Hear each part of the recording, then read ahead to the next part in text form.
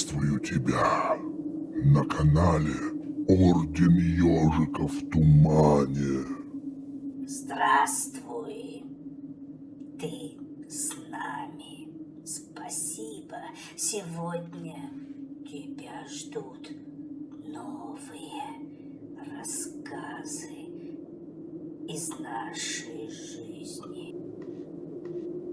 Устраивайся поудобнее. Они ждут тебя. Я укладываю ребенка спать, а он говорит мне: папа, проверь монстров под кроватью. Смотрю под кровать, чтобы его успокоить, и вижу там своего ребенка, который смотрит на меня с ужасом и дрожащим голосом говорит: папа, там кто-то другой в моей кровати.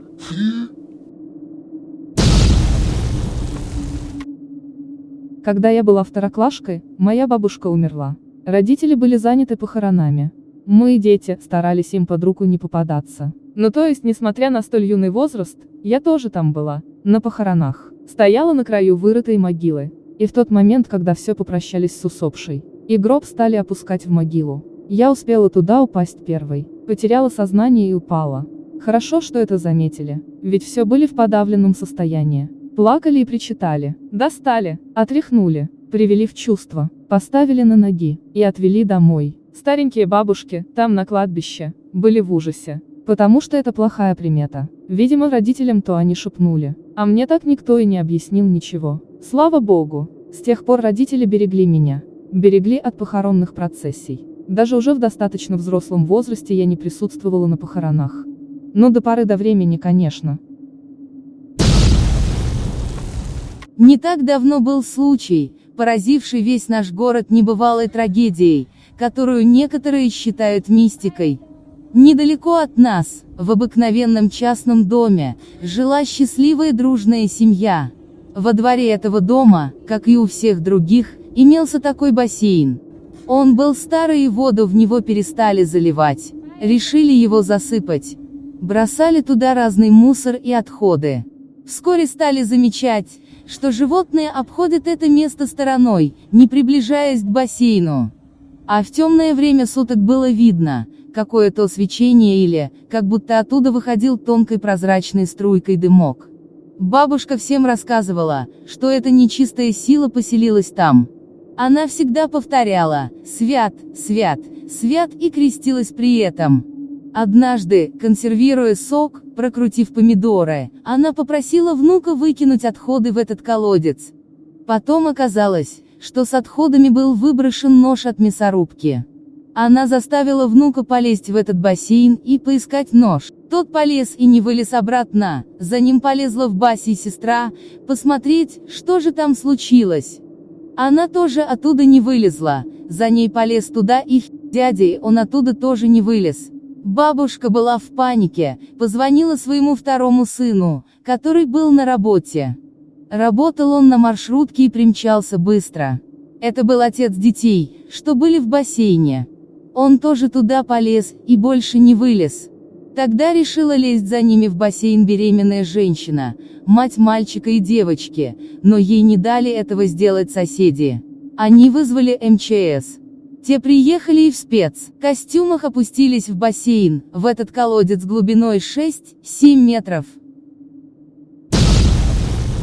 Проснулась я из-за того, что услышала стук по стеклу. Сначала я подумала, что кто-то стучит в мое окно, но потом услышала стук еще раз из зеркала. Спасибо. В середине 90-х молодой задолжавший бандитам начинающий бизнесмен от безысходности застрелился в ванной своей квартиры. Со словами «помоги мне, я умираю», самоубийца умер прямо на руках у своей жены. Здоровый и хорошо физически развитый, он выстрелил себе в голову, но тело его осталось невредимо. Дабы не пропадать такому добру, медики решили пустить органы покойного на донорство. Вдова, кстати, дала согласие. Его сердце пересадили 50-летнему мужчине. Больной выздоровел и написал письмо с благодарностью вдове донора. Через год вдова они встретились, и мужчина почувствовал невероятную тягу к вдове. В 2000 году сладкая парочка начала жить вместе, а в 2003 они поженились. Но, к сожалению, в 2007 году бедное сердце прекратило биться навсегда. Он по непонятным причинам тоже застрелился. Спасибо. Последний человек на земле сидел в комнате. В дверь постучали.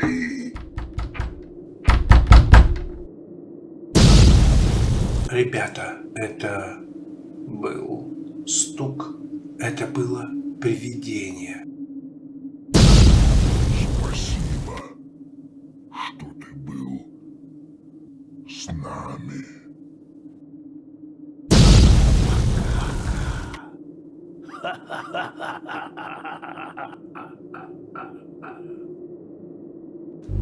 Ой. Охо-хо-хо-хо.